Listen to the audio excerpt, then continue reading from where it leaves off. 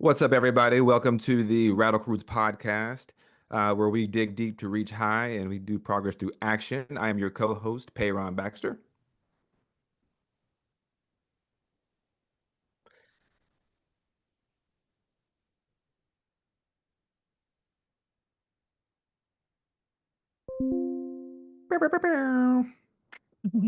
Thanks y'all so much for having me on. And Perrin, thank you for everything that you've done in Union County this year, helping represent our party. We really appreciate it. And Rom, thanks for all that you did volunteering on a campaign trail this year, knocking doors and getting out in your community. I really appreciate you both for that. Of course, of course. Good to see you, friend. It's been a little while. But last time I saw you was what in was it October? I think you came to Union for the Big D rally, I believe.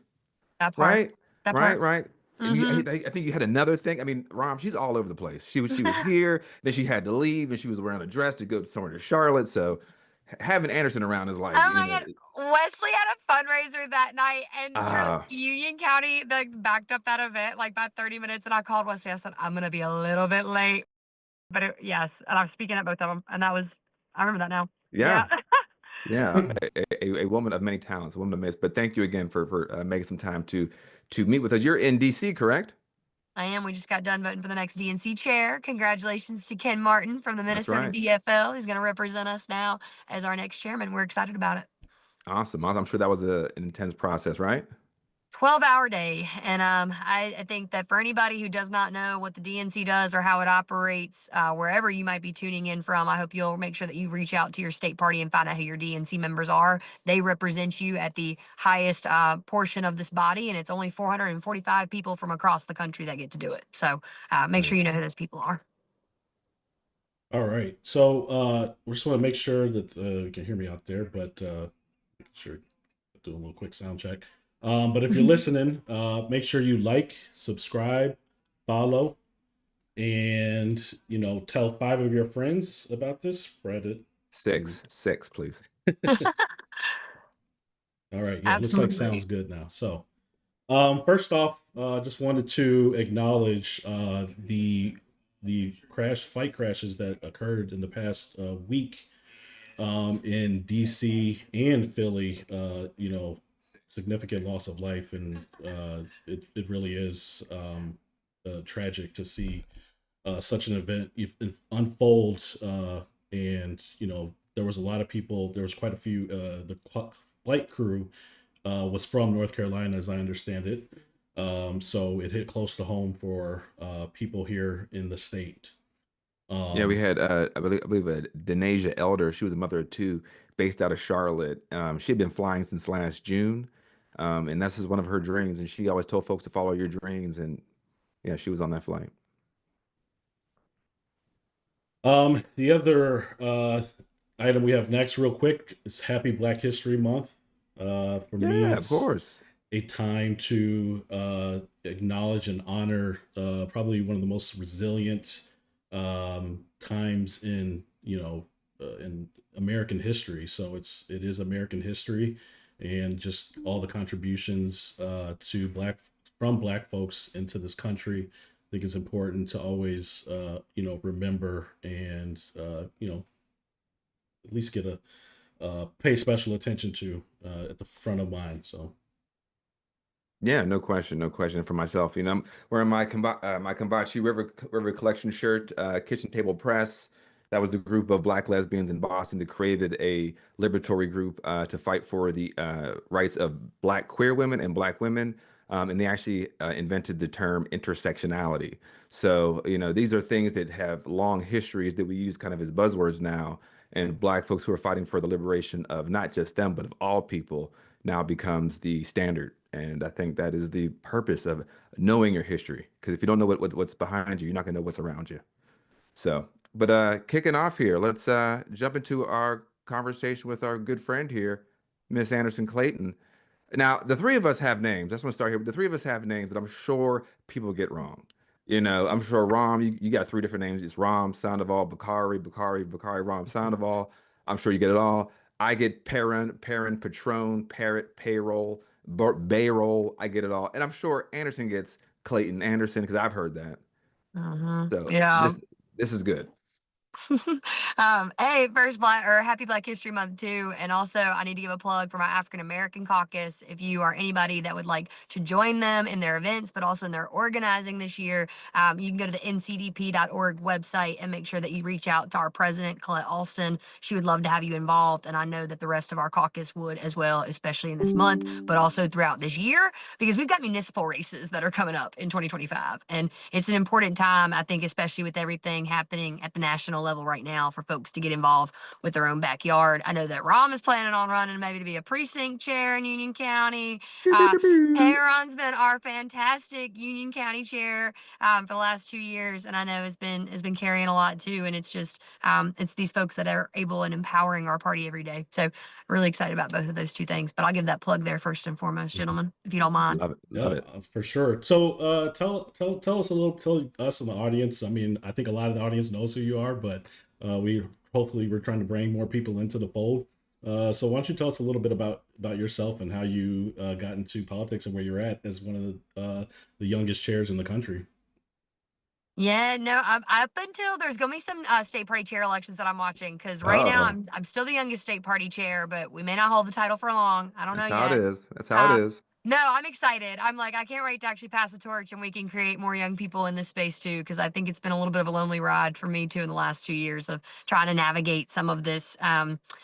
Being one of the youngest people in the room all the time where you are, and I think that you all probably have similar experiences, and I think that probably everybody has had a similar experience like that too in their lifetime of just feeling isolated. So I think that there's an opportunity to grow this party, and I'm excited for that. But I became the state party chair in 2023 after running against an incumbent chair that had the backing of my governor, my AG, all 7 members of Congress. And we had 7 members of Congress. Shout out to the Supreme Court of North Carolina for gerrymandering the hell out of the state. That's And right. unfortunately, taking away that representation equally at the federal level. But I ran for state party chair because I was angry. And honestly, a lot of that anger came from feeling like the community that I came from, being from rural North Carolina, was ignored and something that wasn't taken seriously by a party. And even though we don't win, rural places right now, they were never a place where I thought we didn't need to be in. And I think that showing up is always half the battle. And that's what I wanted from a party everywhere and not to cede ground anywhere. And I think that that is the basis of what I sort of operate my leadership and my experiences on. I'm from Person County, North Carolina, though. Roxborough, it's a tiny town. If you go about an hour north of Raleigh, you're going to hit me before you hit Danville, Virginia, which used to have a billboard when I was growing up as a kid there that said it was the proud last capital of the Confederacy. And that is what I grew up next to.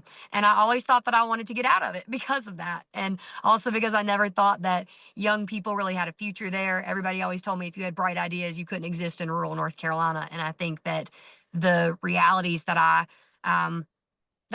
experienced later on were that no, you can create anything if you want to go back there and you want to make a place something different, but it's hard work anywhere you go, and there are going to be challenges with organizing anywhere you want to plant yourself. And so I went to after I went to Appalachian State, the Watauga County Democrats taught me everything that I know. And so I shout out Mountaineers, Rollneers, and also not West Virginia Mountaineers, but NC Mountaineers, have to be specific. And I got really involved, I think, when in the Democratic Party, at least, like growing up in a rural county, you're not really taught whether or not you're Republican or Democrat growing up. You're taught that public service is what's important. And I still think that's a place in this country we need to get back to in so many cases. But I became a Democrat when I was on a college campus, and the Watauga County Democrat. I've got this trope, right? Republicans have got the trope that's like, Democrats or people become Democrats and they go to Mm. college. Like college liberalizes people, and I was like, well, actually, it was Republicans in college that made me a Democrat. So thank you to the NCGOP for being selfish with trying to strip college campuses of voting sites, because you're losing people when you want to disenfranchise them and take away their right to something. Because even Republicans hopefully still believe in this Constitution and what this country was founded on in some cases. I know that we can argue that all day long too. But I think that at least for me, it was the fact that the Watauga County Democrats were like, man, the right to vote on this campus is under threat, and we're the party that's out there fighting for your right to maintain it on this campus. And I was like, damn, I want to go be a part of that, because I was really excited to register to vote for the first time. And that was because I grew up in a place that I think really prided itself on that right. And so that's the long and the short of it. I went to work on campaigns after that, became a broadband analyst for a little bit. I became my county party chair, and I became state party chair after that. So I'm sorry, that's like a long spiel, but long and the short Hey, of it. I never asked you this. What is Person County known for? Is there like a certain thing, or is there you have a celebrity that came out of I mean, clearly you, but like, is there something that came out of Person County that Well, yeah, he ain't not somebody that anyway. Uh, yeah, there's a lot of people that have come out of there, I guess, but not anybody like that makes it that I think I would want to talk about, to be real with okay, you, or or is it that like I an would want to. industry, or is it like some sort of business that comes out of Or Person? food?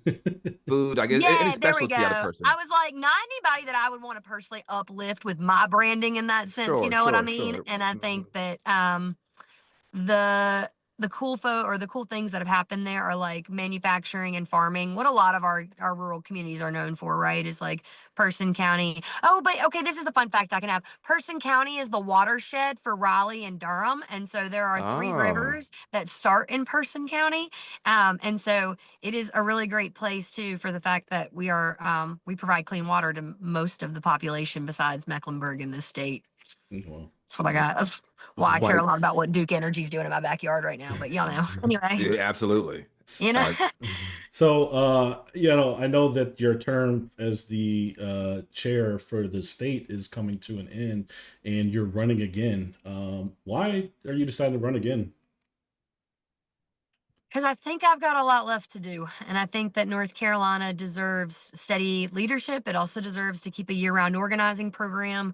And I also think that rural North Carolina has so much more to say. And I have so much more to do there. I go back to that because I'm like, when I ran the first time, it was a lot about trying to build up 100 county parties. And I think that mhm. I've learned a lot about how sustainable that is and what it takes and what county party chairs really need to feel that. And I know that for a lot of them, they didn't have a ton of that this last year. Like I came in without an organizing team, like with a little bit of staff. Like it was a struggle bus in 2023 when we first getting started. And now we have a whole program that's built out. We've got a team and the NCDP headquarters that's really focused on training and that's really focused on organizing and building that support system that, to be honest, I don't really think, Perron, you had that much of coming in as a county party chair, and Mm-mm. something that I'm excited to build out and grow. And also municipal races, like there are we've got 50, top out of the top 50 municipalities in North Carolina for population, there are 17 potential flips this cycle for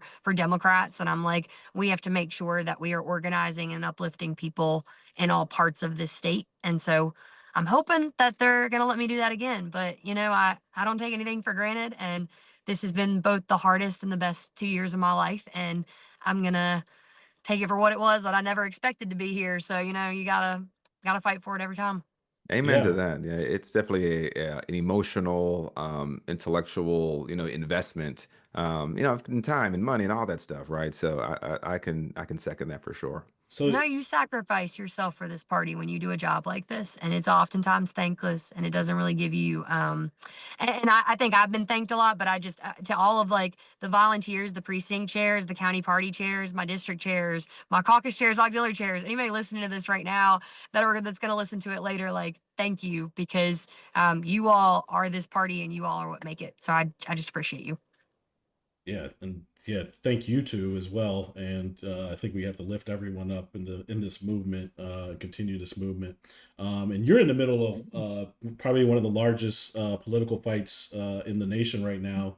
In terms of, I think there's only one non-certified election in the entire country, and it's right here in North Carolina for the North Carolina Supreme Court Justice Allison Riggs, who won the race by over 700 votes, and has been challenged. Basically, the GOP is trying to throw out 60,000 votes, which we've talked about quite a bit on our podcast. So, can you give us an update there? I know you've been in the trenches with Allison right by her side, but what's going on there? And if you could give us like a 1 minute backstory just to keep folks up who may be chiming, because we have a lot of new listeners tonight. So if you could. No, absolutely. So right now, North Carolina is the last statewide uncertified race in the entire country. And what that means is that basically there has been a stay or a hold on the certificate of the election in the Supreme Court justice fight. November the 5th happened, right? And we all were sad for what happened at the federal level. But statewide in North Carolina, we had a victory when Allison was ahead, honestly, after Jefferson Griffin, when all of the all of the ballots that were absentee and also on election day were counted. And Jefferson Griffin ended up being behind Allison Riggs after a chase and cure program that was ran intensively at the end of the last 2 weeks, when we had time to be able to do it under state law and laws that Republicans set into motion. Feel like I need to say that one. We are played by the Republican playbook in this case scenario, right? Allison Riggs is winning this race by 734 votes against Republican Judge Jefferson Griffin, who currently sits on the Court of Appeals right now in North Carolina. This has both been confirmed 3 times by one count and then a hand recount and then a hand eye recount. So electronically too, in that sense. And what we're ending up with is that Jefferson Griffin, after that, filed in state court to discount over 60,000, now 67,000 ballots under a lot of different sort of, and I'm sorry, I'm taking more than 1 minute because I can't do it in 1 minute, but I wish I could. But a lot of different circumstances. And I just think this is the important part for a lot of folks listening to this right now to understand. He's challenging voters that exist in every state. In 2002, the Help Americans Vote Act was passed after 9/11. And what that required was that every single voter have either a Social Security, last 4 digits of the Social Security number, or your driver's license number on your voter registration form. Anybody registered prior to 2002, though, got grandfathered into that system. So a lot of voters in every state in the country do not have one of those 2 numbers attached to their voter registration form. A lot of those voters skew older because they were registered again. I was registered in 2016. You know what I'm saying, Right, y'all? right, Like right, that, right. not applying to me. But a lot of those voters skew older, so they've been voting in every election for the last decade under Republican leadership in North Carolina. Jefferson Griffin is utilizing that law right now to steal an election in the state. And he has asked his buddies at the North Carolina Supreme Court to validate that stealing of the election by trying to take the case through them instead of through federal court. The North Carolina Democratic Party launched a lawsuit in federal court because we believe that under the VRA, HAVA voters should be protected, because they did not know that this number was missing from their voter registration form, and they were never notified of such. And so we are now in the Fourth Circuit Court of Appeals. We were before them, but we are also in state court. We go to the Wake Superior Court on February the 7th, and we are hopeful that the Fourth Circuit Court of Appeals will put out a decision before the Superior Court. But it's complicated, and it is a legal battle of all fights. But if the courts decide to give this election to the Republican Judge Jefferson Griffin, the courts have fallen in North Carolina, in my opinion. So I Yeah. not just North Carolina. I mean, yes, North Carolina, but I think it has implications across the country in the fact that an election could be literally stolen. We have been here before in 2000 at a national level, but at this climate and where there's a lot of that can happen. This could be the blueprint, unfortunately, for Republicans in other states, is my belief. Common sense for somebody who's not fully, in the laws and the courts, but it would seem that a state court making a ruling on itself does not make any sense. So, and 60,000 votes is a lot. And I know that there's been a lot of people who have come out and said that, whatever's wrong with their registration, whether it's missing the social security number, missing a signature, didn't have an ID overseas, and like all of these things. And they're like, I have these things, I can prove it. So, what is a resource that these people out there can check and find out if they're affected, and what can they do? So you can go to thegriffinlist.com and you can check and see if you are on this list. And also it gives you talking points for how to educate people around you about it. Most people that are on this list have no idea that their vote's being challenged right now, because Republicans only sent a copy of or basically they sent a letter in the mail to each person that they were challenging, because by state law they had to, but they put on the mailer, "Dear Current Resident." And so a lot of people discarded it and threw it away. And that was a guise to make sure that people did not know that this was happening. They also did it over the holiday season. And so a lot of people were throwing out junk mail. Like, Republicans do best when people are not paying attention and that people are asleep at the wheel in some ways. And that is what the holidays bring about for a lot of folks. And so basically what we're looking at right now is that these lawsuits have got to play out. But if you're interested in getting involved, you can definitely help us out by looking at the NCDP social media. We've got some events coming up, like a disenfranchisement disco that we're hosting. And so we're are going to be at Hall River Ballroom in Alamance County. Shout out to the folks there. They're going to be helping us do this. But we're trying to bring together the folks that have been affected by this, because I think that people across the country and across our state need to see that these are real voters, and these are people with stories that have, voting is something that they are prideful over. It's not just Democrats that are being affected, it's Republicans and unaffiliateds. And we have I had was gonna so say many that. people that, yeah, that's the thing. I'm like, this is not just like, and that's honestly the thing that I got most surprised about, is that I saw like Pat McCrory's PAC launch a ad about this, being like, having Republicans saying, I know I voted for Donald Trump and Jefferson Griffin, and this is horrible that you're doing this right now. And I'm like, that's what people need to hear. They need to hear their own party say that too. And that's what I think that, at least I'm seeing from the folks that we've talked to that are Republicans on the list, because we're calling through every single one of them. So you can also join the NCDP for phone banks that we're doing to the disaffected voters. We're happy to give you a list of the ones in your county or in your neighborhood, and just making sure that you're reaching out to folks that are on the list. Why do Quick. we think this is happening though? Like what in your opinion? I mean, I know in your chair role, but like in your political background and your understanding of North Carolina history and U.S. history, like why do you think this is happening? Because I hear the Pat McCrory stuff, but I'm like, you're also voting for a felon who is actively trying to dismantle all parts of the Constitution. So the idea that you're like, hold on, not here, it's a little rich, but why do you No, think no, this is no, no, happening? no. Because Democrats could do this too. And that's the thing, is like, if we wanted to play dirty like they do, and we wanted to actually attack voters instead of enfranchise them, we would be doing the same playbook in other states. Because like I said, HAVA voters exist everywhere, right? Like, Sure. it's 67,000 in North Carolina today. It's 200,000 in Pennsylvania. But I'm like, what is to stop the other, like us, from doing that when we get back in power? And I do believe that we will get back in power. And I realize that folks right now are looking at Donald Trump as the end of all. And I fully believe that that is not out of the realm of possibility. And I think that we have to be fighting at every single level. But I also think the courts right now have been Joe Biden's best protection, and something that his administration actually did effectively, which is helping us fill vacancies in Yes. judgeships across the country that are going to matter in the next 4 years, whether or not people want to give that credit or acknowledge it at all. And I Right. understand, but I'm like, that is important right now, and it will save us in so many cases. But it is what Rom was talking about earlier. It is the blueprint. If they can do it in North Carolina, they can do it anywhere.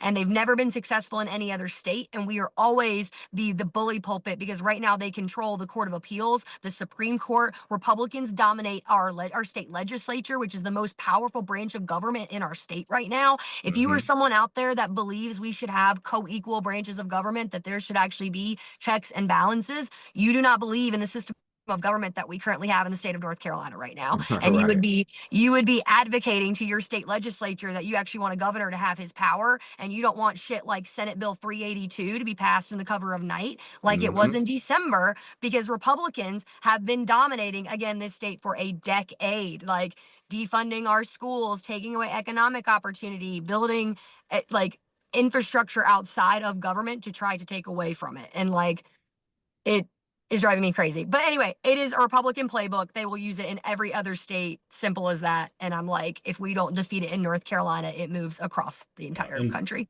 for those that don't know, it was 382. Was it? You said it was Bill 382. Senate Bill 382. Yeah. So for those that don't know, that was essentially the in the last assembly here in North Carolina. They had a supermajority, and in the last final days of that supermajority, they took the time to basically strip the powers from the seats that Democrats won in the November election, and that's playing To, dirty. to paint the to paint the biggest picture that I can, Mhm. Jeff Jackson was one of the first attorney generals, right, to sue over the fact that federal aid was going to be denied when Donald Trump tried to stop it Mm. from reaching people on Meals on Wheels, Medicaid. Like, people were scared about losing healthcare access. Hospitals didn't know what they were about to do. Western North Carolina would not have received Yep. That's aid. right. And Jeff Jackson stepped in. The state legislature wants to restrict his ability to be the people's attorney. And Senate Bill 382 strips the power of our attorney general to sue and the state legislature over anything that they deem as unconstitutional, when that is his or her, whoever holds that role's right to do so right now. And it is crazy to me that we are entering that time. Jeff Jackson also just sued over the over birthright citizenship executive order that Donald Trump came down with as well, of trying to disenfranchise and strip that away from folks across this country. And I'm like, that role and the attorney general having that power is so important.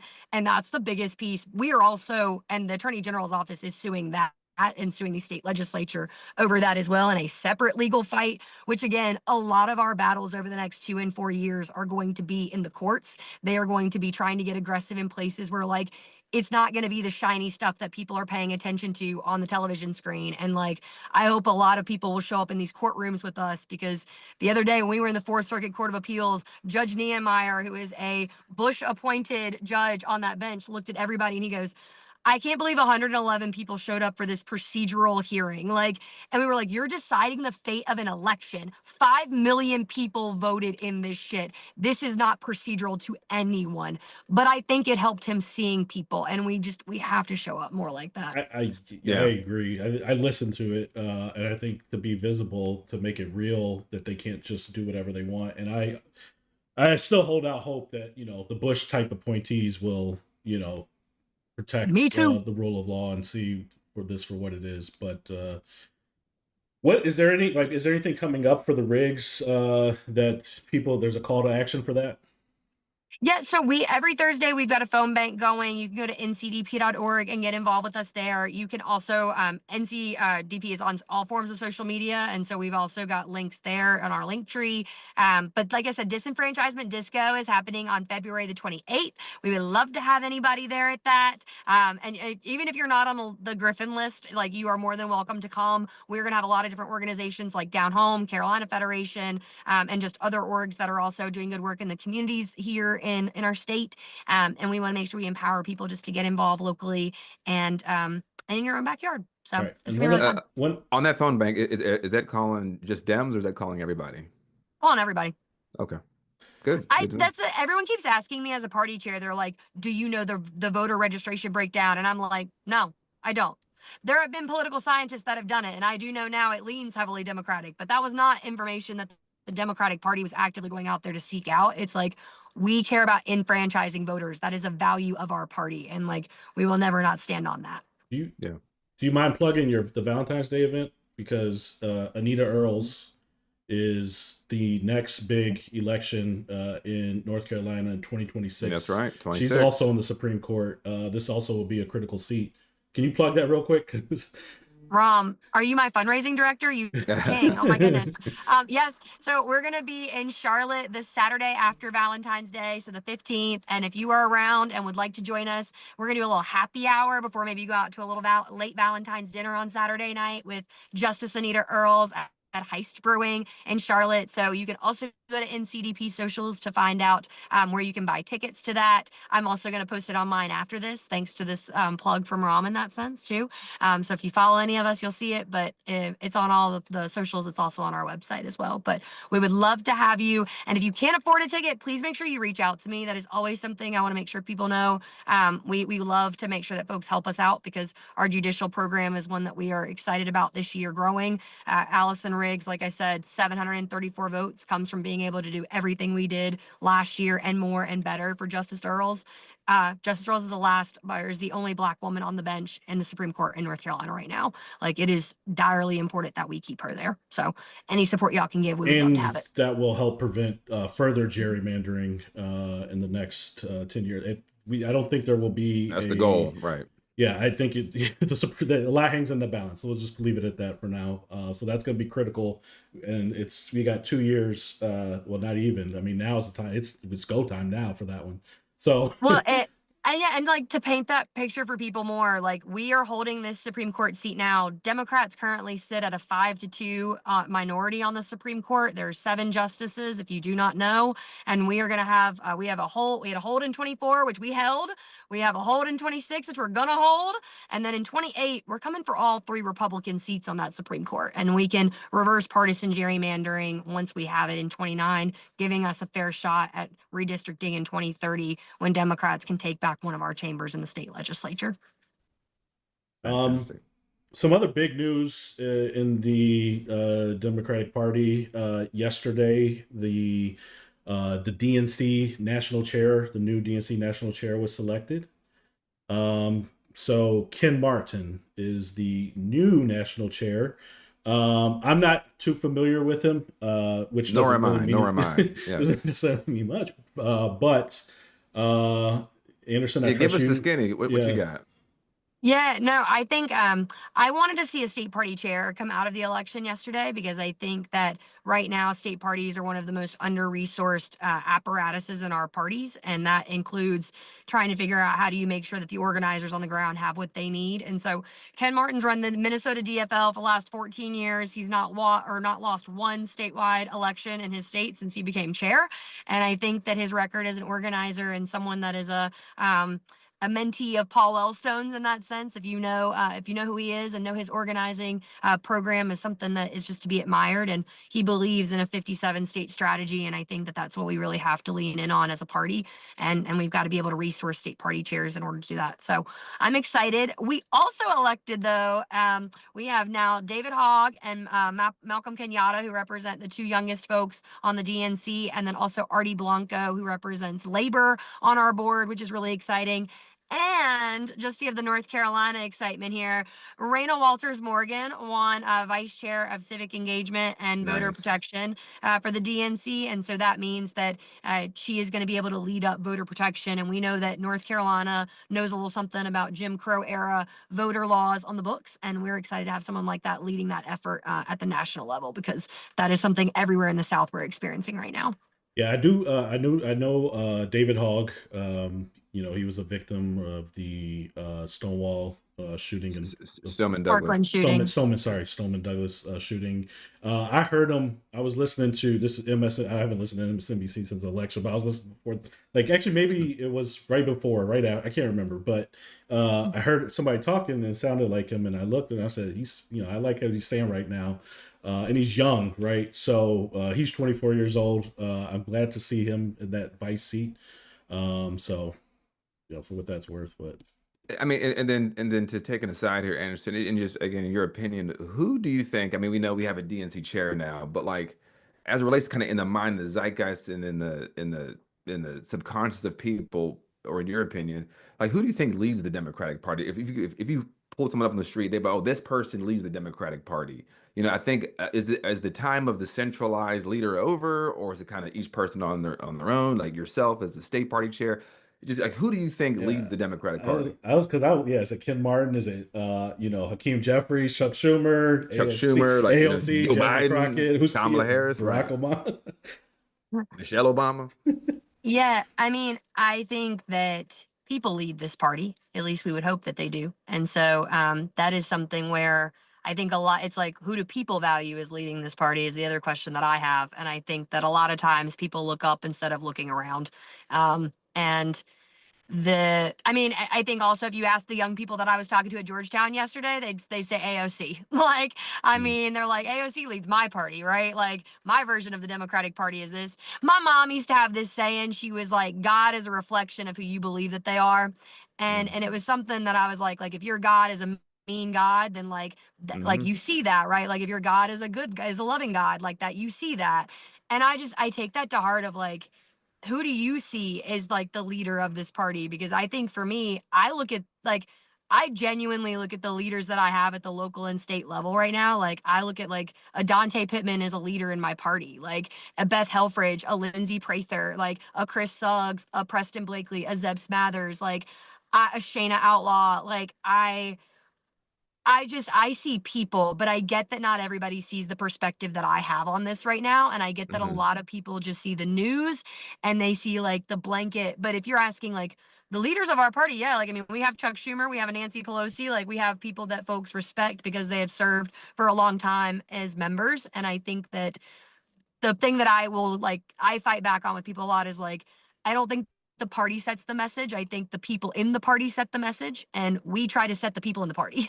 And so that is something where if we want to change what the message is, sometimes you have to change the people. But that means that you got to get involved. You got to step up. You got to run for office. You got to put yourself in uncomfortable situations. And I think that a lot of times we've got problems with being in uncomfortable situations. No Yeah, question, I no think question. And I think that kind of leads into, my next question here is that to your point of like if we set the message, but then it's hard for me to to to to to leap over the fact that I do believe this past election, at least on the federal level, was a vibes-based election. I think there's a lot of feelings that wasn't based in fact, it wasn't based in reality, wasn't based in law, wasn't based in anything. It was just based on my feelings. And Well, I, it was based on misinformation, Absolutely, yeah, no question. right? Misinformation, yeah, no, you're right. But again, but that can be a feeling that confirms your belief system. It's not your Mhm. belief system doesn't have to be rooted in reality. It could just be, I No. believe that these people are trans Tifa, And feminazi, baby blood and you drinking, can diabetes. easily find somebody that believes the exact same thing. That's the problem. Is like you have your belief, and you can find 1,000 other people that believe that thing so easily these days. So this information's flying off of every cylinder. So I guess when it comes to Yeah. things like messaging, because there's a lot of people who are scared right now. Hmm. Yeah. And I like to tell the story of like why Black people care about federal laws. I mean, we clearly care about state law, but we care about federal law for a specific reason. There's a story that I'm going to crystallize real quick here from he's an older Dem. He's a white man, but this story, I'm like, man, that's exactly why we care. But it was in I believe the 1950s or 60s, and he was in Sears Roebuck. And there was a little black boy that had to go to the bathroom, and he was like winding around. He was, all pigeon-toed, and he messed himself. And at the time, this gentleman, he was a kid at the time himself, he didn't know why, and he looked up. Is because there was no bathroom for colored people, and because the state law was that we were not fully human, that we were not fully citizens, therefore we're not fully human. And I think sometimes we like to say, like, don't worry about the federal because we got stuff going on the state level. But all of us who are not white cis hetero men, our actual personhood is in jeopardy. Now, it doesn't mean that I don't think I'm less of a person, right? That's why they still have sandwich boards in the 60s. I am a man, and in Memphis, Tennessee. But I think there's this level of like, well, if we're not talking to people who are scared, I'm a big proponent of what you ignore, you empower.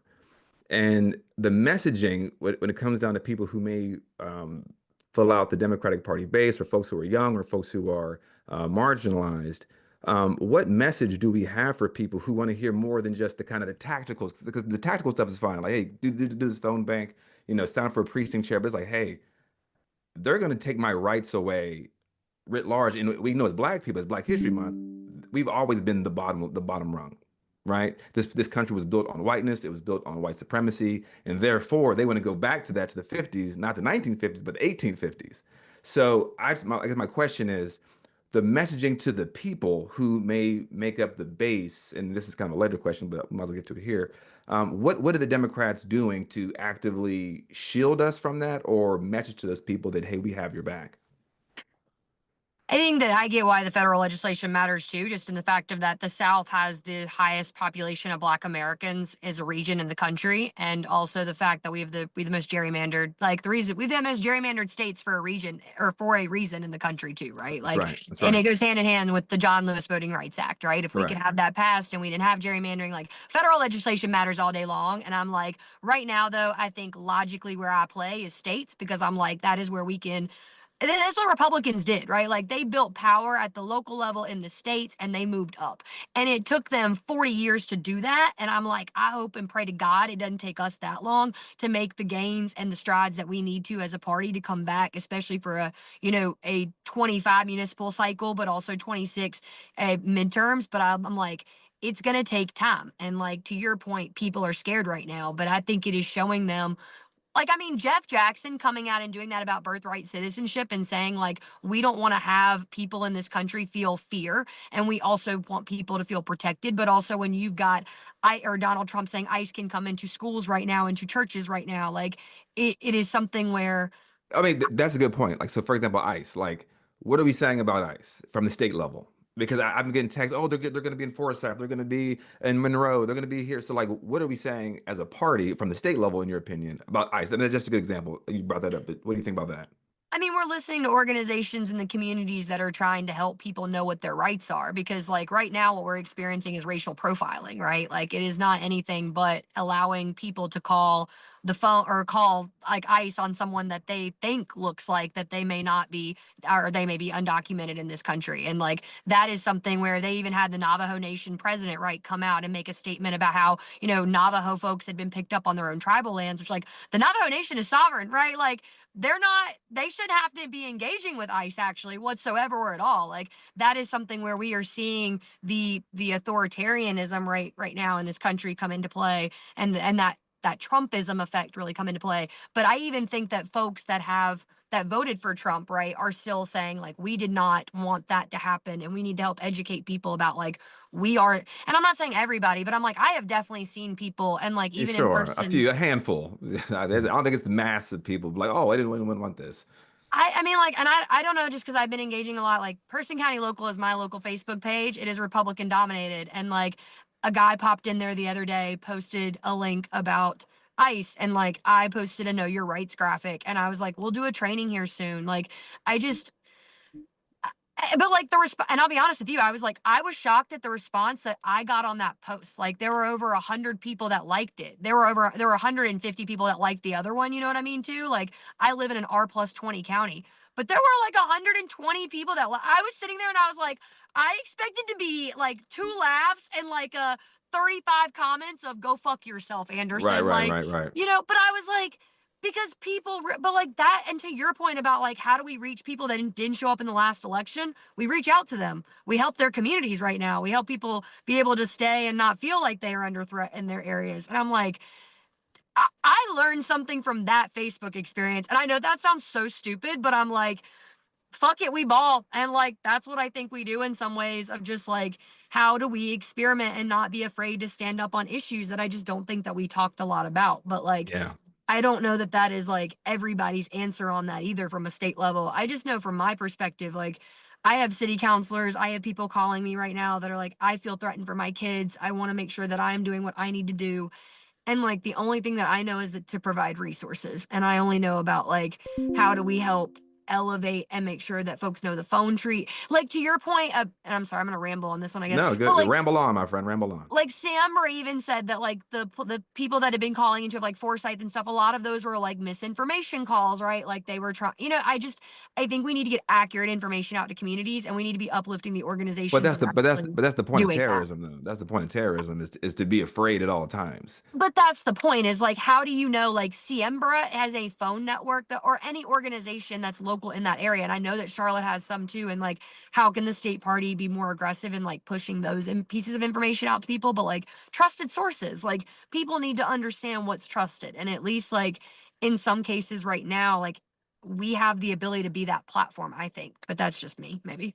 Oh, Yeah, I guess, and just to put a button on it, I guess the question is like, if we go to these pages like, North Carolina Democratic Party, are we talking about it? Are we putting out videos about it? Because I think that shows that we have a focus on and this is just one perspective, right? But like, again, there's a lot of shit happening right now. I'm not saying we got to respond to everything, Yeah, I mean, but like, but maybe we should be. You know what I mean? I think like yeah. those are like that's not a conversation I think I'm afraid to have right now. Just No, like no, I'm just I saying, don't like, no, like bigger I just picture. don't know. You know what I mean? I'm like, I'll be honest with you on that. I'm like, I don't know if we should be responding to everything or if it should be one or two things. I'm like, I feel like though my job as a state party chair is to make sure that people know what's going on in this state. And like that is why the Allison Riggs thing has been top priority, because I'll be honest with you, Trump's gonna make everybody lose that. And it's like not like one matters more than the other to me right now, but Sure, I'm yeah, like, yeah, yeah, yeah. both are just equal, like both are important, and both are something that like other, like I don't know, I'm just like that's where I'm like I'm a little bit lost in all this too, maybe. But maybe I shouldn't be saying this on a podcast like that. I No, don't no, no. know. I hear you. I hear you. I'm sorry. I well, wasn't trying to nail you to the cross on that. It's just, I know, I No, just, I was just again, like, because I like, this is a debate though that I'm like, I always tell people,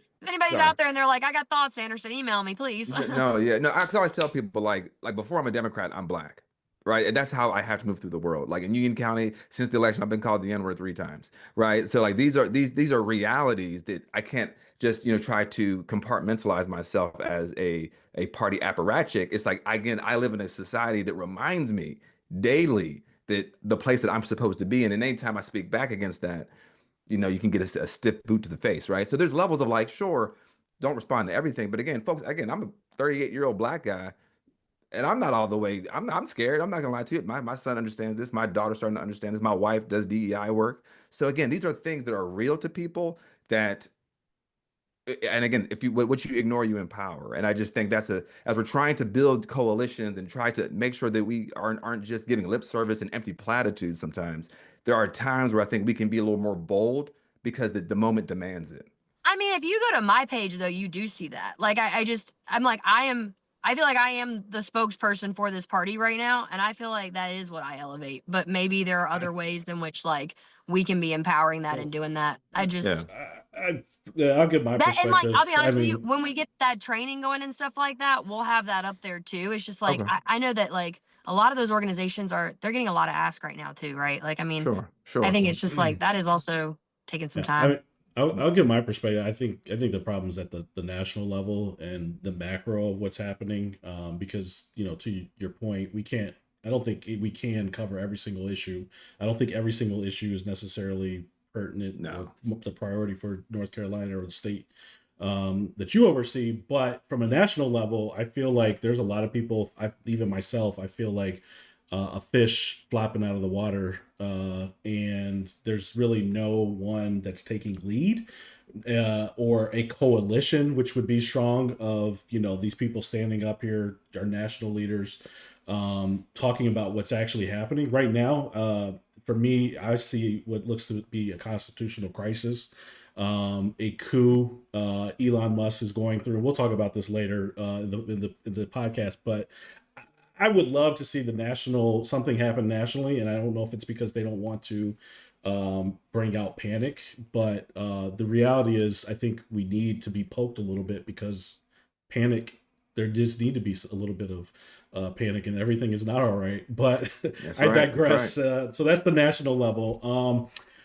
I did have a question from the audience, and they said that they would like to know how North Carolina Dems distinguishes themselves from the National Party, even though Biden has been the most grow the middle class president in 50 years. Voters don't know this and view Democrats as a party of purity politic elitists. The North Carolina GOP is extremely anti-worker, anti-union, and anti-middle and worker class. Rural North Carolina towns are dying under their government, but North Carolina Dems Hmm. can't shake the national Dem identity. So how will the NC party shake this? And I know you're rural, and we're in a rural county too. We're rural too. We are rural. I'm in a double R. Hey, I think it's an interesting question because I was telling Ram and Perron when we were talking about this earlier of just like I think North Carolina did that with Josh Stein. I also think they did it with Jeff Jackson. They did it with Rachel Hunt. Like Allison Riggs winning, like is bucking sort of the national trend right now that we saw on Tuesday in November. Like the red wave hit, it just did not hit down ballot in North Carolina, and that is why a lot of folks were like, and I think we were the bright spot across the country for just like statewide election wins and also a broken supermajority. But the broken supermajority, I think what I highlight out of that is who got elected and the type of Democrat that got elected. Like Lindsey Prather is a teacher out of Buncombe County who fought really hard to keep an R+3 seat and did so by working with constituency outreach and trying to make sure that people had what they needed after Hurricane Helene impacted Western North Carolina. Dante Pittman is going to be one of our youngest state legislators this year in the state house, but is somebody that grew up in Wilson, has had was raised by a single mom, like somebody that has struggled honestly to make sure that they ended up where they were. And I think that is now as in the National Guard, is somebody that is just like really connected to his community in a way that we don't see from the Republican Party, to be real with y'all right now. Like I think that we see a little bit more of a party that has embraced a cultish mentality in some aspects. And I think that a lot of even Republicans right now are seeing that in Trump. And like I got an email from a Republican today that was like, I do not like what's going on in this party right now. Like, how are we going to defeat Tom Tillis? And I just think like people are I waking get up. those too. I genuinely believe that that is something we've got to understand is like and I know that like my Democrats maybe are struggling with that right now. Like, how do we come back and accept people that may have voted for Donald Trump in 2024 even, but maybe are seeing the effects of that? And I'm like, Tim Wise is one of the best people that I know in terms of talking about this, but he always says that you cannot organize those that you do not love. And I am like, even the people that we want to hate right now, I'm like, we have to love them and we have to figure out ways to bring them into a movement. And like, you're Well, not going to get everybody. You're not. well, But they're, just to put a caveat on it, I don't think that, and I'm going to use myself, and I think using Black people writ large, I don't think like people hate those people. I think what it is those people were more invested in harming our communities, and now they're the FAFO, right? Everybody's talking about that right now, FAFO, right? So there's a level of like, it's and not that I, we hate those people. It's just like, but at the same time, because I had this conversation with somebody earlier last week. They said, well, if we're going to try to embrace the Republican base who might be disaffected, I said, but the people in the Republican base could be folks like Daniel Penny, who killed Jordan Perry, or Kyle Rittenhouse. I mean, these are people that may want to cause harm to me. And if it's incumbent upon us to then meet them in the middle or embrace them, that's not going to be a strategy that's going to work. So I think that social understanding and that cultural awareness is very important if we're going to move forward. Because I think there's a difference between folks who are never Trumpers and pro-democracy, right? Like the Liz Cheneys and the Adam Kinzinger, those were like, and I'm using them as national examples, but these local candidates, these local people that we're talking about, it's easy to be like, I'm anti-Trump now, but I'm also not pro your rights. And it's hard for us to be like, oh, it's incumbent upon me to be the bigger person now and to embrace these people. And also they could potentially cause actual harm to me. yeah, I mean, like, I consider that more my job to be real with you than your job, Heron, if that makes sense. Like, Yeah. I think that I gotta, like, white people gotta talk to white people. Like, it's not, I've been saying that's right, girl. That's right. well, I mean, like that, like to be That's real, real. I'm like, that's why I'm like, a lot of the folks that I see hating Trump folks are white people. And I'm Yeah, like, yeah, we yeah. cannot hate people that we need to bring into this and we Okay, need to gotcha, help gotcha. educate. And I'm like, I, like, that's just my perspective on No, it, that's though. real. It That's is real. not like, I don't know, just like even my county part, I'm like, baby, my county parties can't be the folks that are out there, like, because my county parties right now really are like in a lot of my rural areas predominantly white, and like, Hmm.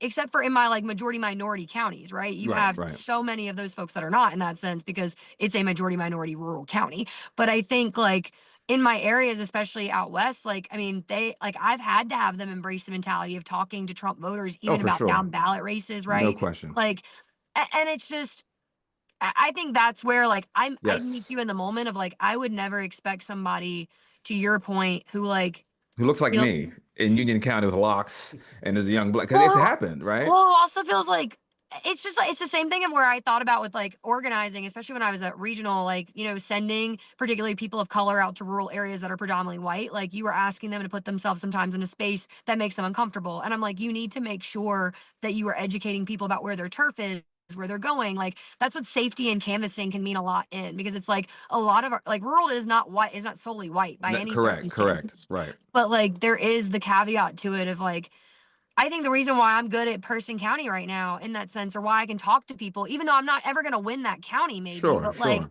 I think people will at least listen to me more because of how I look. And like, that is something where owning privilege and using it in a responsible way I say it all the and, time.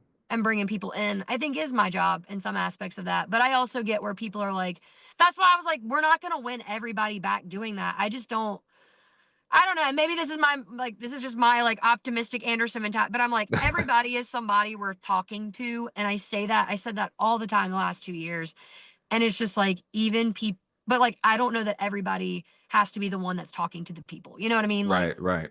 Yeah. And that's been one of my things. I've said it during county meetings when I talk to the RY Dems, like, hey, we need you in your communities talking to folks. They're like, well, I'm afraid of my MAGA family, or I'm afraid of my MAGA grandma. And it's like, but like, if you're not going to talk to them, they definitely gonna listen to me. Right. Like again, because they still see you as a human being, and that's but very it, important.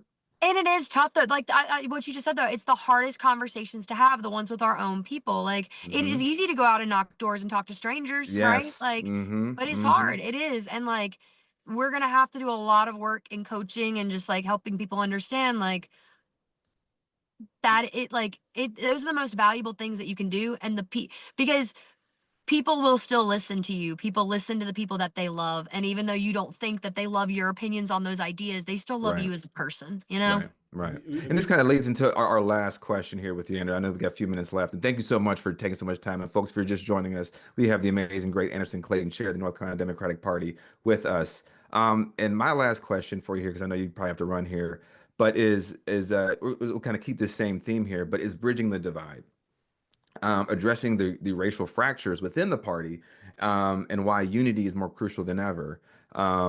So with that, I guess the question would be like what is the Democratic Party doing to kind of consolidate those base? I think I said earlier, there are black folks out there that I know had not been reached out to, but they're still going to show up and vote because again, there's this kind of link fate phenomena where folks are like, look, I'm voting to survive, not out of some sort of I like this person, I don't like that person. Like I'm going to vote to for sheer survival. And this is how we got a 92% and an 80% within the black community. But like, what are we doing at the state level to shore up and then expand those racial minorities that make up a large swath of the Democratic Party? I mean, honestly, I'm trying to work with my caucuses a little bit more to do more of the outreach. And it was interesting to have a conversation with my African American caucus, which is why I gave them the plug at the beginning of like talking about what the black arm of the party can really be doing to come into the party more, and like how we can be promoting events, promoting What's up, chapter everybody? building, Welcome. like giving people spaces where they can feel safe. To your point earlier of like people feel afraid right now, and that means that the community is more important than ever. Bringing people into spaces where they don't have to feel that way, that they know that like everybody here is about what we are about. And that doesn't mean isolating ourselves, but it just means like creating those spaces everywhere. And I think right now, particularly in rural North Carolina, especially in places where like, we're having the threat against people's lives, like that's really, really important to me. And so working with my caucuses more, but also trying to make sure like this year-round organizing program that we call Project 100, ensuring that they're in all of our counties and making sure that our county parties are stronger and that we are recruiting and retaining leadership, hopefully in them, and doing a better job of that in the future, and trying to work with each county to build out a strategic plan for how they see because we've got 100 counties in North Carolina, and much to everybody's surprise, they're all different. And they've Yes, all very got much different so. problems. They've got local issues that, come up, and they sort of get involved with the state issues. And I think really making sure that I'm talking with each one of my county party chairs this year about what those are and where are the places that we need to be exercising caution, but also going in and talking and uplifting those local issues more is going to be crucial to that too. Okay. Because Yeah, communities want to see us fight for them. yeah, I think even for me as like a county party chair, I did one term and I'll be done in April. But I was asked like, well, why aren't you running again? I'm like, I just explained to people like like one, I think we have to suspend the illusion that racism and sexism and bias and only exist in the Republican Party. Like I mean, I've heard you say this before too on your speeches, and I've always been like, "Oh, Anderson's so spot on with that." But like in an area, Bell Hooks calls racism spirit murder. She says it's when you deal with these sociological constructs that hit you all day, every day, inside of your work office, inside of these 3 blocks, when you're knocking doors, it strips at your soul. And when I explain that to someone, like that's why I am actually leaving the position. Doesn't mean I'm leaving the party, but it's just like it's strict. 'Cause I had my wife run, she ran countywide. So we were very visible in a county that still has a Confederate monument created in the 1970s from the United Daughters of the Confederacy. So it again reminds us who we are, and it weird at me. And I'm not trying to get people to not sign up for the Democratic Party, but it's very important when we're talking to minorities to be real, and especially in areas like this. It's like this is very tough, and it wears at us. And then on top of that, we're demonized. That how dare you? Why don't y'all come out and vote? And it's like, look, we're coming out and voting. We may have depressed numbers, and I think that the biggest question we should always ask people is not why aren't you voting, but what's stopping you from voting. And that's the thing is like, Just real quick, I, we're hitting the 1 hour mark on Instagram. So if you're listening, hop over to YouTube. We won't get cut off, but we're gonna continue conversation. I have a question about AI next for Anderson, but go ahead and continue. Just wanted to let people know. oh gosh. And I also, Yes. I might have to hop off of here to be honest No with you. worries. But I would say like oh man, Pam, what did you just say? Or what was Spirit oh murder? man. I don't know. Sorry. Well, not, I'm sorry. no. No, you're good, Well, Rob. I'm I was sorry. saying like it wears on me as a black chair, especially the first black chair, first black male chair, No, and what were you it's saying? And that's, it's I'm hard to sorry. connect I with just lost people. every bit of my train of thought for that. So I heard like the No, thing it's that I all was going to good. say afterwards, but No. I apologize. No, it's all right. We're at an hour. We've been talking to for actually longer than an hour, so I understand that. But again, I think it's very important for again, I think me as I'm talking chair to chair, and again in these uncertain times, it's very real. I think hollow platitudes will not work moving forward. And I think we have to be very intentional about building community. And I think some folks only know what it means to be in community. So we have to almost educate people. It's an open book test, but we got to make sure folks know how to read. So. Again, I think that's just kind of my experience, and I loved it. I'm very grateful for it, but again, it does take a toll. And I don't know what the plan is to actively. I mean, working with Caucasus is great, but if we're not amplifying voices and saying these people who make up our base and show up for us and are steadfast, I don't know how we're going to grow that part. And I was like, that is what I was gonna talk about. I Okay, don't. okay, there we I go. See, I'd have like redo the sorry. whole thing. No, and I apologize about making you do that, but I'll be honest, I got ADHD. When Rom jumped in, my whole brain went out. But I'm like, I've never looked and been like, we're gonna blame an ex No, coalition for no, not coming out for this part. You know what I mean? Like, I think that is on us. And to your point, like we gotta excite people to want to do that. But I like and to the point that I made earlier of like this party shouldn't cede ground. Like just because that's rural right. voters don't turn out for us one election cycle doesn't mean that we don't show up in their communities again and try to make sure that we're doing it differently this time and we're working on it this time. Like That's right. that's the same way that I feel about young voters. It's the same way I feel about black voters. Same way I feel about men. Like I'm gonna always fight for somebody's vote. And No like question. No I question. don't I think that just because I may not be the person in this party that's got the loudest megaphone on that can make everybody say that and feel that, like I do. And I'm like, that is what's important for me to let people know, I think, is like my version of a Democratic Party fights for a vote rather than disrespects one. And I think that is important to Yeah, end on. principle, standing on something. Stuart Stevens, who used to be a Republican strategist, he's from Mississippi. He had a story about how his mother used to vote back in the Jim Crow South, and he said he'd always heard his mother would always vote for the anti-segregation candidate, so the non-segregation candidate. And he's like, she would lose every time. He said, but does that mean that she was wrong? No, and it's like there's a level of like having principles as a party and like standing on something. And I think saying we stand for this, no matter if the National Party is not saying, no matter if we may turn people off. I think the loss we've had as the Democratic Party over the past decades with neoliberalism is that we've lost the human rights aspect of the Democratic Party. And I've always tried to champion that at the local level, and that sometimes clashes with kind of national, psychology. But it's like, hey, I do care about trans people. I do care about voter enfranchisement. I do care about, black, but all these things. It's like, well, hold on, that's too radical. Radical times call for radical measures, right? The right is running off the cliff. Meeting them in the middle means that you're moving towards the cliff. And I want to stand firm on humanity. And I hope the party can follow that sort of an ethos. And that's what does concern me, hopefully moving forward. And Anderson, This is my last thing. I'm like, you Okay. are the party. Like the unions have got the saying, like, we are the union. Like, you are the party. And it's like, if you believe that, then like what you're standing on is what the party stands on. But it's like, you also at that, like everybody else has got to believe that too. It's like, it's us. And I don't think right now the coalition on the ground believes Right. that it's us. And so Right. it's like, as long as you give them that power, go to town. Like that's also your problem to deal with. But I'm That's like, right. who are you letting control like yourself to in that sense? Anyway, sorry, Rom, we're done. okay, Love you, Ron. Thank you. you got time for one quick question for me? Hope Yeah, Yeah, you. yeah, yeah. Ram, he's been saving this for a long time. So Ram, shoot away, I was man. gonna say, have you thought about the role of artificial intelligence that it can play within the party and help organize?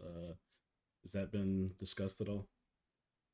This is the thing. I am not an expert on AI by any Mhm. circumstances. I know that like it can, at least from what I have learned over the last couple of months, like there are a lot of people in democratic spaces that are playing around with it and want to be able to see like what are the and not like playing around. Like these are people that are experts in AI. Like that are I should not like identify them as they are playing around with AI. They are experts in AI and they are trying to get Democrats to utilize it more in campaigns. And my big thing was I was like, I would love more automation in like municipal races in local elections where people just don't have the staff capacity and the ability to like run full-fledged campaigns to be able to help them with that. But I'm also not trying to give away any campaign strategies on this end around too. Yeah, So I was gonna say, holler at me if I help out with that as I well. would So love that No, like truly offer some services. I That'd don't be know. awesome. Yeah, I don't know awesome. where Rom is up or down. One question from the audience, real quick: 50-51 protests. Is that something you're familiar with, or you? We are definitely supportive of it. Like there is one that's going to happen in Raleigh. There's some that are popping up all over the states. We are really focused on a Supreme Court justice race, y'all. Like I love coming together. I want us to do it though when it matters the most in North Carolina right now, which is outside of a Supreme Court justice building or inside of a state legislature right now, because that is where a lot of power is going to happen and be wielded in the next 2 months in this state at this moment in time. All All right, right. thank you very Thank y'all. much, Anderson, for Anderson, joining thanks, us so buddy. late. Thank y'all. It Thank was y'all. In the exciting to have you as our car. first guest. Don't get a All right. ticket. Bye, y'all. Thank you. Take Take it care. easy. Bye. Bye. All right. All right. That was Anderson Clayton, chair of the North Carolina Democratic Party, running for re-election. And we got into what, 7, 8, 9 topics. So Yeah, if you we missed it, went through that. that was good. That was solid. For Yeah, first it guest, guys. was. And if you guys have any guest ideas, clearly we have the connections to get anybody on. You want to get Beyonce, you want to get, Joe Biden. We can get whoever you guys want, clearly. No, but that was our first guest, and that was awesome. Thanks, Ron, for really making it easy for us to have that conversation. Yes, and thank you everyone for. We're gonna keep going. We got some things to talk about. The spicy stuff, the stuff that a lot of people are itching to talk about. We have a lot of participation tonight in the Instagram chat and the YouTube chat. Appreciate the questions before. But we are in the middle of chaos, and I don't know Yeah. if I don't think it's chaotic enough, to be honest. And what I mean by that is that one side, the Democratic side, or Democratic leadership, seems to be very quiet in regards to what's happening and the magnitude of what's happening. So one of those things that's happening, and you can bring yours up, Payron, but Elon Musk and this is kind of my My favorite. wheelhouse in Fan regards favorite. to cybersecurity, data privacy. Him and his team has been given access to several federal agencies' network computer infrastructure, meaning their servers, computers, data, U.S. Payment Treasury, information. U.S. aid, and I'm assuming this is probably happening or will happen in multiple organizations. But these are people who most likely have not been cleared. They don't have proper clearance. Nope. They probably haven't even been badged properly, given their own credentials to access this information. And so, what you're essentially talking about here is the violation of several data privacy, federal, um, uh, federal Laws. laws. Yeah, federal laws. Laws, rules. Yeah, we forgot what those are, but Right. What Espionage are the Act, laws? Espionage Act, the Computer Fraud and Abuse Act, the Federal Records Act, all of those things talk about unauthorized access, and I highly doubt that access was authorized in the short period of time, because especially for Elon Musk people, and so they're basically stopping payments and doing whatever. So that's one aspect of it. Um, let's see what else happened over the But past. I mean, just to pin this point too, like and this is why I kind of push back on Anderson a little bit, the idea of like, well, these voters didn't vote for all that. I'm like, yes, they did. This man stole documents and hid them in his bathroom down in Mar-a-Lago. I mean, and they told us that we were overblowing it, and the libs are just out to get them. It's like, no. So again, it's really hard for me to have empathy. And I'm very much a person-centered in empathy, but it's really hard for me to have continual empathy for people that actively wanted to do harm, and then they end up doing harm to themselves and their nation. And it's like, well, we tried to tell you, but you said you libs don't know what you're talking about. You libs, you just hate Trump because you're a liberal and you're a trans Tifa. And it's just, I don't know, man. Yeah, it's scary, but it's also like, this is what they signed up for. It is. I don't. I always talk about this. 10% that's always swings back and forth, and I think there's quite a few more that didn't sign up for this. They obviously they signed up to spite, others, us. But I don't think that what they're about to feel it really is what they signed up for with the tariffs is the other thing. Sorry, but Well, the yeah, because they wanted it tariffs. to happen to us. They wanted all So this pain to happen to us. what's happening now in the crypto world, and especially during this call, it's crashed below support levels, which means that it's going down significantly, the more than it has Mm, probably since the election. mm. Tomorrow stocks will be bloody. Yep. Panic is about to ensue. And I try not to use this platform. I know there's not a ton of listeners, but I try not to cause panic. And like I said, I think that we still need to be reasonable, but this is an urgent situation, and the people that pay attention right now are already, they know that they're the ones I'm talking about, who are like wondering where's Democratic leadership. The people Yeah. who don't really understand the gravity of what's happening are the casual voters. I think they're still kind of casually thinking that things are normal. Things are not normal. And what I ultimately, the big picture, in my opinion, is to cause so much chaos that we have to suspend they will say The we have to Constitution. suspend the Right. Constitution. Martial law. We might see martial law. I always kind of thought this leading up. I just actually did not expect to see it in 2 weeks. We had an episode called the Last Day of Democracy as we know it 2 weeks Mm-hmm. ago. We talked about Hitler's consolidation of power. It took 53 days. We have a little countdown, but that 53 days, that would be lucky. Um, Right. this is my That was without opinion. the internet. That was without the And internet. full disclaimer, this is my opinion. I'm just a citizen. I look at these things, I analyze these things. But when you have people going into computers, the other aspect of it is, Elon, if you plug into a computer network from a cybersecurity perspective, the network's compromised. If you don't know what's happening, what these people are doing, and not only that, they're taking screenshots of payment Mm. information. They're talking about how this U.S. aid agency is criminal. They're shutting down It the needs to Lutheran die, he said. agency, and these are people who said that, hey, this organization helped me get adopted. That's So all right. these things that you're just doing on a whim, it's not really it doesn't work for a government. This isn't a business, and Right. even for a business, when you make this many changes at a single short period of time, and you haven't actually analyzed what the effect that those changes would have, it's going to lead to negative outcomes. It's going to, and we saw that, and I think we talked about it before the plane crash last week. Which all these things being pulled back, they're pulling back from the FAA. They're firing this aviation safety committee, and then we Yep. see it a day later now, and they said supposedly that there wasn't enough people in the tower, and they're trying to cut back and get people fired.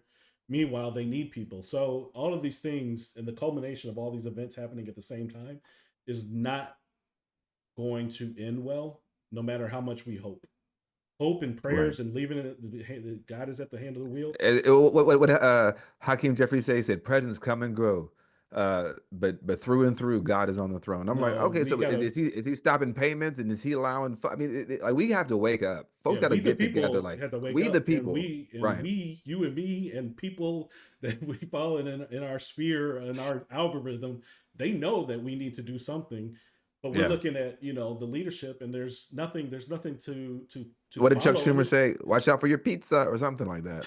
yeah, those tariffs, your Super Bowl pizza is gonna be more expensive next week, bro. Like, I don't understand. Like, the pizza, and I told you this last week, and you have to say DEI doesn't matter. Like, I think DEI should be defended. I think that but they've done all these things, and I say, well, DEI has to take a backseat to what's about to happen, because that's Right. going to be the least of our worries. Like I said, we will persevere as people, whether DEI Yeah. exists or not. Exists or not? Like, Right. I don't want to work at an organization that doesn't value who I am, right? Like, I'm not, Sure. No I'm the question. prize. Like, so DI, but the whole attack on DI, we know what it's really about, right? Right. Right. But But now it's like, hey, this is bread and butter my point is, we're talking like, life. and Yeah. you talk about pizza, like, okay, you talking about look, I believe in God, Get your man's. Get but your you know what? man's. God works through me is what I believe. It works It's through the true. Yeah. people, Yeah. and it's not going to happen without us and the people. So we need to wake up. You need to wake your friends up. I know that your friends, some of them say, "Oh, they're Well, telling you crazy." Like it's a I think conspiracy. about No, it's not that. no, it's not conspiracy. I Don't mean, let them gaslight you, and don't well, gaslight yourself. right, please. I mean, it's the old adage. It's kind of like they say, fascism is kind of like a pandemic. Whatever you say on the front end sounds hyperbolic. Then whatever you said on the back end is on the whatever. Then on the back end is going to seem like it was insufficient. Like you were, hey, don't watch out. This pandemic's coming. Hey, watch out, fascism's coming. Oh, shut up. You don't know. It's just a cold, or it's just Trump, blah, blah. And then like when all the rubble and all the dead bodies around, it's like, why didn't anybody warn me? And it's like that is like, and again, just that's why to when our conversation with Anderson, like this whole, we have to understand. It's like look, we understand more than most people Mm-hmm. because, and I was telling my wife earlier today, like as Black people, in actually both parts of who you are as a Black man, but as a Black and Mexican man, like there's two groups of people in this country that all this shit don't work on, and there's a reason why. Like for example, Black people, we didn't ask to come here. Period. Like we're the only group of people that did not willfully come over here, right? One. Then you have indigenous people, Mexican people who have been on Turtle Island for thousands of years that didn't invite you motherfuckers. So you have two groups of people, one that did not ask to be here and one that did not invite you. And then we are being blamed for all of society's ills, right? The planes falling out, fires in LA, Asheville washing away. We are being blamed for all of that as the minority of people in this country.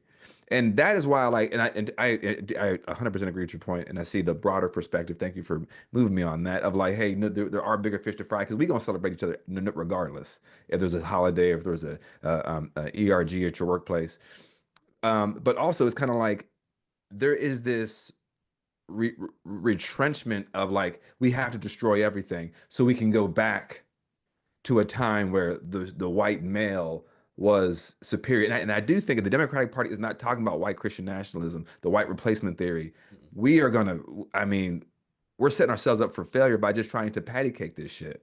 Mm-hmm. You have Ruth Ben Ghiat, Jason Stanley, Tim Snyder. These are scholars in fascism, and we're not using them because we want to appeal to the same people that me, mom, papa. Hey, man, yeah, y'all Yeah, better get together. you have to. Now's the time. Like I keep talking about this anxious energy. This is the time to bring people in and tell them what to do. I know, not to. I'm not to knock on Anderson, but one thing she mentioned was, Right? No, yeah, we have training. You have training coming up, and all of these things. But this is like from Barack Obama. This is the fierce urgency of now. We're not boom. talking about organize. Like we're going In to next month, organize. We're going to in organize. next But 6 months, I need marching orders for tomorrow. Like, you know what I'm saying? We right? got this 50-51. Great.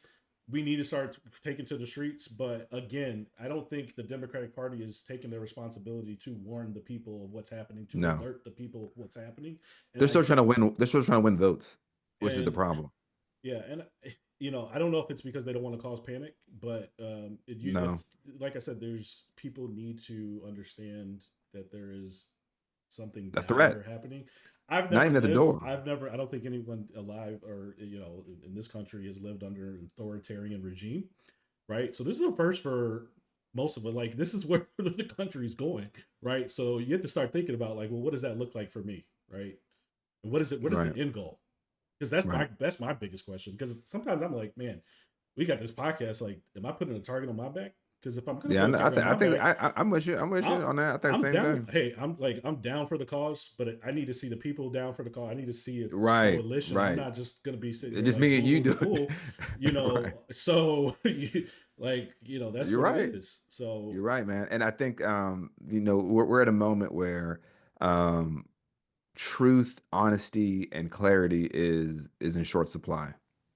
A lot of cowardice, a lot of fear. And again, one of the conversations I had on my board earlier today is a lot of white fear in its inability to, I think, do what Anderson said, white people talking to white people, not white Democrats, not white liberals and white progressives, but pushing back in these spaces loudly and boldly, not saying, well, I actually agree with you on this. And because once you give them an inch, they take a yard. And once they take a yard, they put a cross in it. Right. So like I'm 100% in agreement that we have to be urgent because I always say Black people, we don't have time. We don't have time. And we're working against the forces of white fear over the reality of the death of black and brown bodies. And that is not a equation that I'm willing to accept.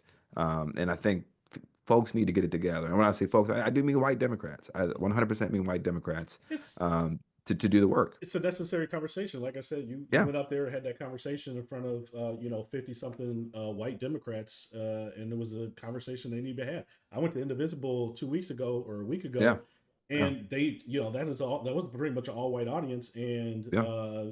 they had the conversation about white supremacy. That is exactly what I think you need to have when you start to understand the root cause. We're talking Right. about the roots, the root of the That's right. problems, That's right.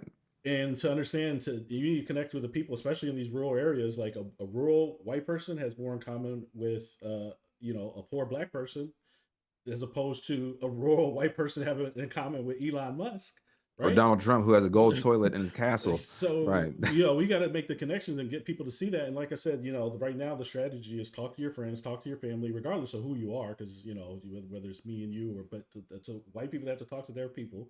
They have But to. I'm about to go talk to my neighbors who I know, voted for Trump. They might not be that MAGA, they're, but I'm gonna see what's going on, So tell me because about this. Tell me about this. You said this before. So like what's the plan here? What do you in your perfect world, what's gonna happen here with this situation? in the perfect world, well, I Perfect don't think it's a world. perfect world, but Well, I mean, in your perfect vision of what would happen in this situation. I'm gonna have some drinks with these guys, and a couple of them, anyways. I don't want to get like flanked, Hey, but hey, what did Dave Chappelle say? Don't fall asleep around white people.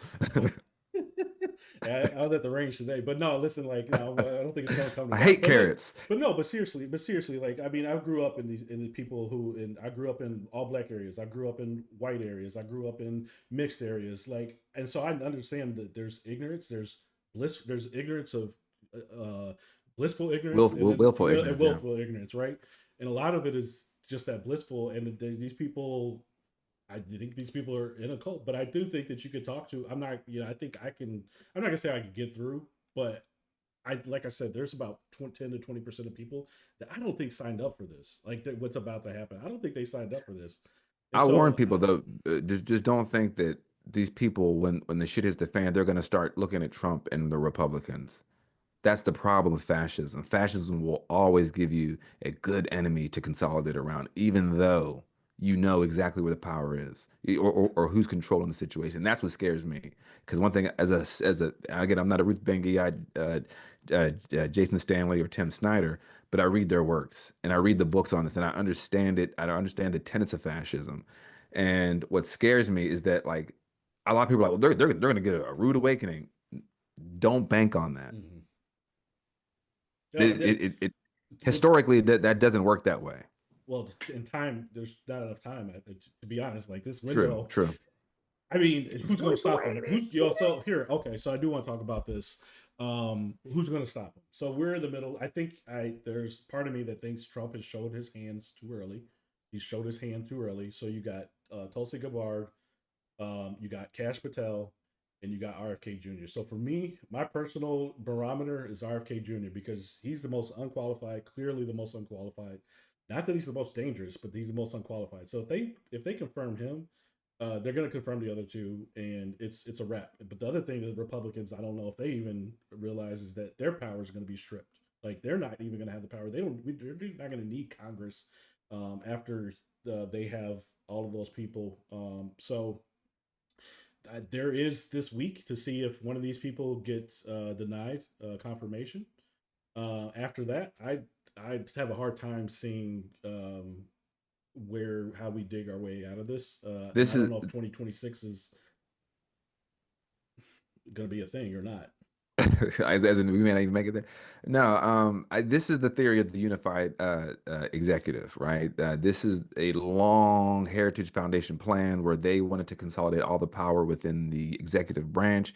Donald Trump is making overtures to do that. He's making sure that because what's going to come down to is you and what army? This happened under Andrew Johnson, where he was going to basically kill a bunch of Indians, and the Supreme Court said, basically, President, you cannot do this. And he said, "Oh, okay." I think the quote was the court has made their decision, and I'm looking to see how they're going to enforce it, which is basically saying, you and what army? So I think I said on the previous episode, it's scary having a weak court, but it's even or a court that's in line in the bag, but it's even scarier having a feckless, toothless court that has no power. And they've given him all the power. And we have to be, again, as a student of fascism and understanding what it is, that's the world. The Republican Party is not doing politics. And I hear, and that's when Anderson was like, we got to do their playbook. I would never do their playbook because it's rooted in harming people and taking things away. That doesn't even make it's illogical, right? And but it's rooted in that. But we have to understand that they are not doing politics. They are performing power. Mm-hmm. And the only way you have power is by showing it. Mm-hmm.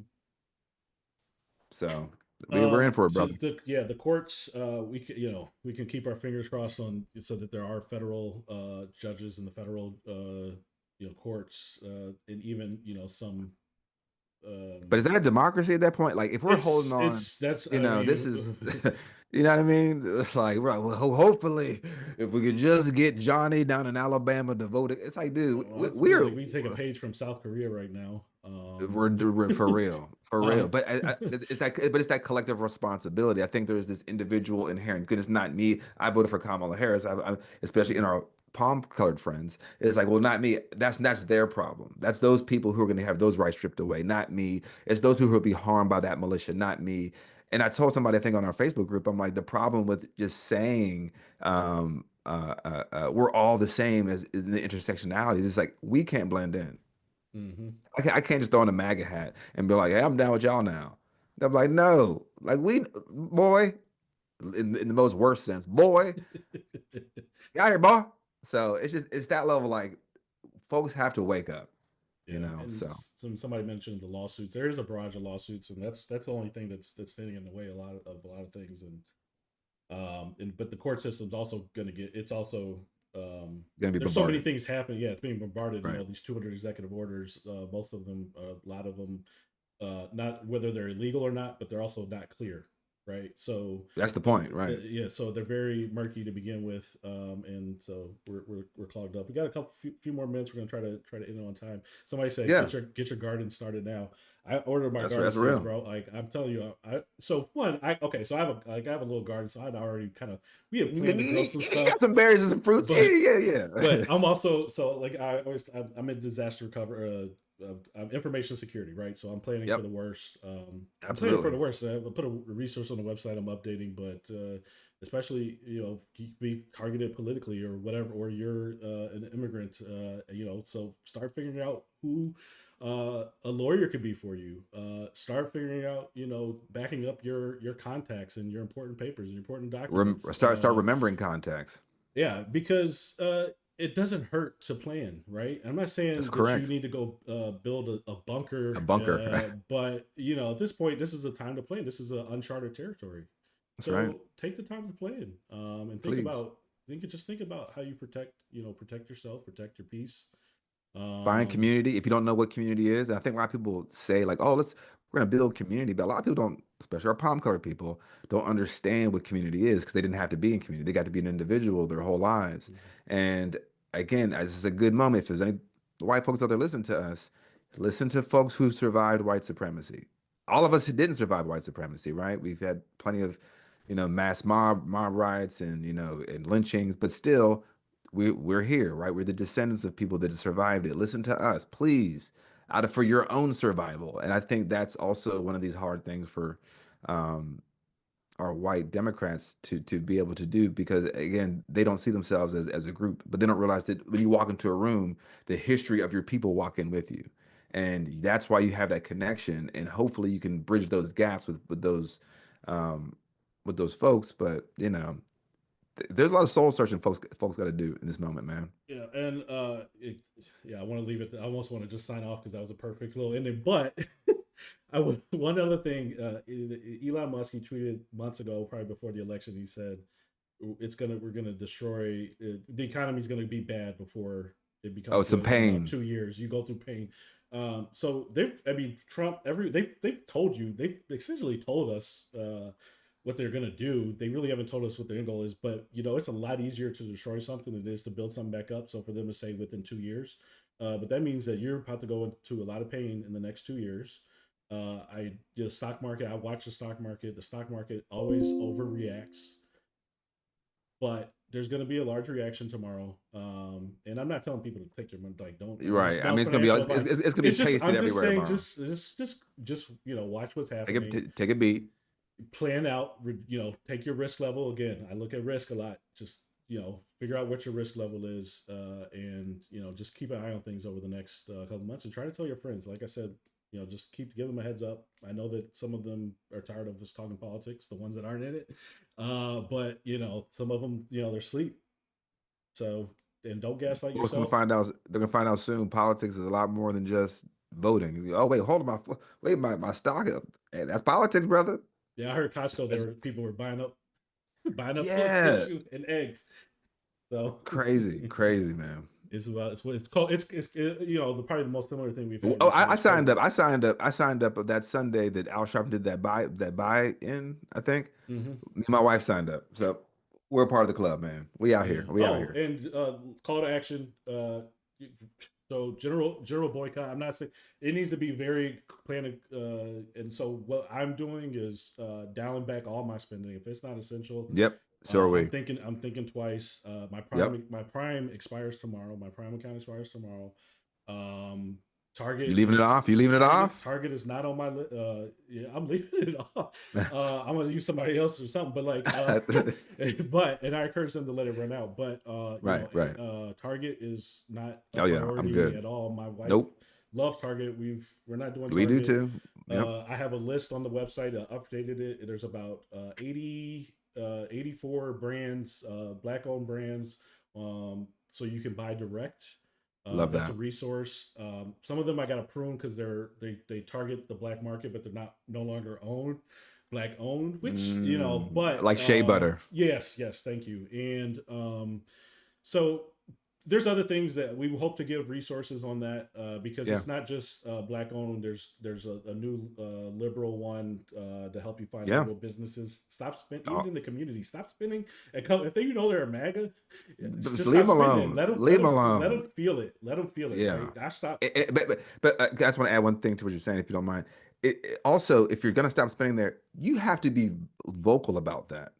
Because you slinking away and not buying things is good, and they'll feel that. But also, we have to have a chain reaction with people because that too is contagious. And if you're telling people, I'm not shopping, you go into your office or you're going to work or you're talking to people in the grocery line of another store, I'm not shopping at Target because of X, Y, and Z. Like, be bold about it.